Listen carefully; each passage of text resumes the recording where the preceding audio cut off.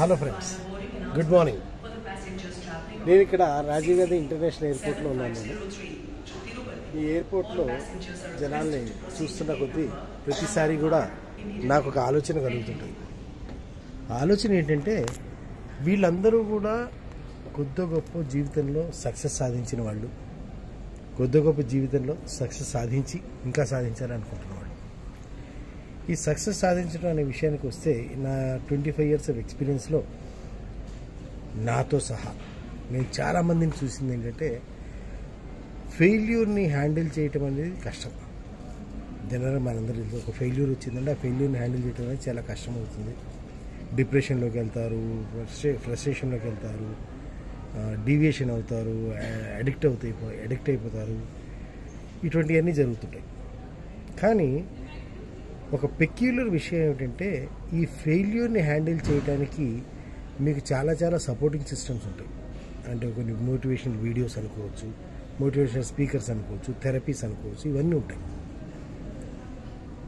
నా అబ్జర్వేషన్లో అంతకంటే దారుణమైంది, అంతకంటే డేంజర్ అయింది సక్సెస్ని హ్యాండిల్ చేయడం. సక్సెస్ని హ్యాండిల్ చేయడం అంటే ఇక్కడ పాయింట్ ఏమవుతుందంటే, మీరు కనుక ఒక పెద్ద గోల్ పెట్టుకుని ఆ పెద్ద గోల్లో భాగంగా ఒక చిన్న గోల్ని మీరు అచీవ్ చేశారు, అప్పుడు ఈ ప్రాబ్లం ఉండకపోవచ్చేమో. అప్పుడు ఈ ప్రాబ్లం ఉండే అవకాశాలు కొంచెం తక్కువ. అంటే అప్పుడు కూడా ఉండవని కాదు, అప్పుడు ఉండే అవకాశాలు తక్కువ. కానీ ఎప్పుడైతే మీరు ఒక చిన్న గోల్ పెట్టుకుని ఆ గోల్ అచీవ్ చేసేసిన తర్వాత, అబ్బా నేను సక్సెస్ఫుల్ అయిపోయాను, ఆహా నేను సక్సెస్ఫుల్ అయిపోయాను అని కనుక మనం సంబరపడిపోతూ ఉంటే, దెన్ దిస్ ప్రాబ్లం కమ్స్. ఈ ప్రాబ్లం అప్పుడు మనకి డెఫినెట్గా వస్తుందన్నమాట.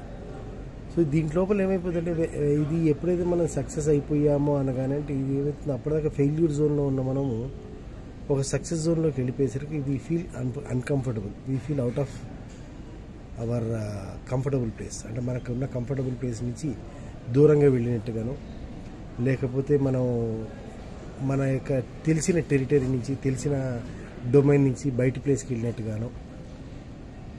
అది జరగటం వల్ల ఏమవుతుందంటే, డెఫినెట్గా మనం సాబటేజ్ చేసుకుంటుంటాం.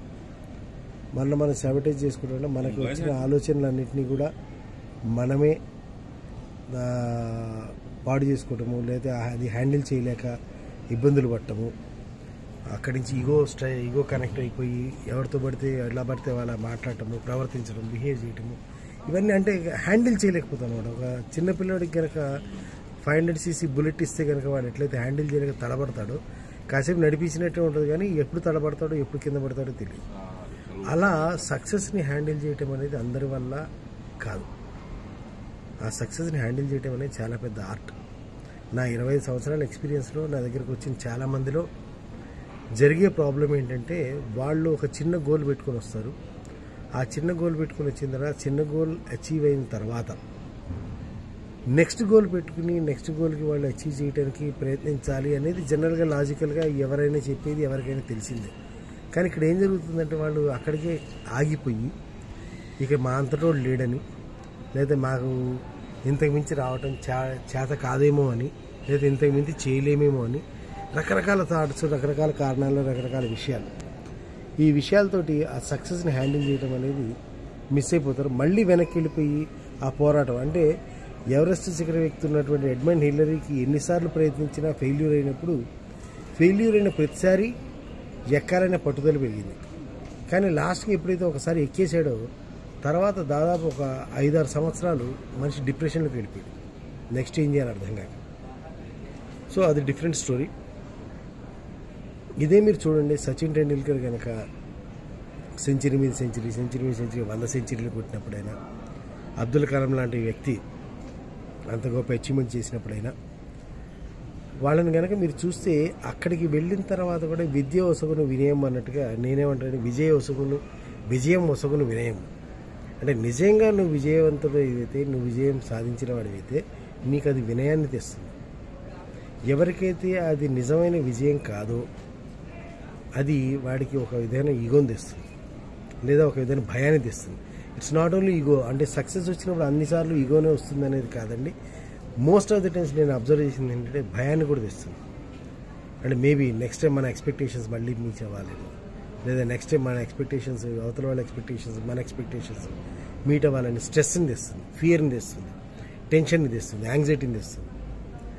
సో ఈ ప్రాబ్లము ఎప్పుడైతే మనం పెద్ద గోల్ పెట్టుకుని దాంట్లో భాగంగా ఒకవేళ చిన్న గోల్ని కనుక ఎప్పుడైనా అచీవ్ చేస్తే ఆ సందర్భంలో రాకపోవచ్చేమో, కానీ ఒకవేళ మీరు కనుక ఒక చిన్న గోల్ పెట్టుకుని అంటే మీరు అనుకున్న గోల్ని కనుక అచీవ్ చేసిన మరుక్షణం మీరు ఈ ప్రాబ్లంలోకి, ఈ ట్రాప్లో పడే అవకాశం ఉంది.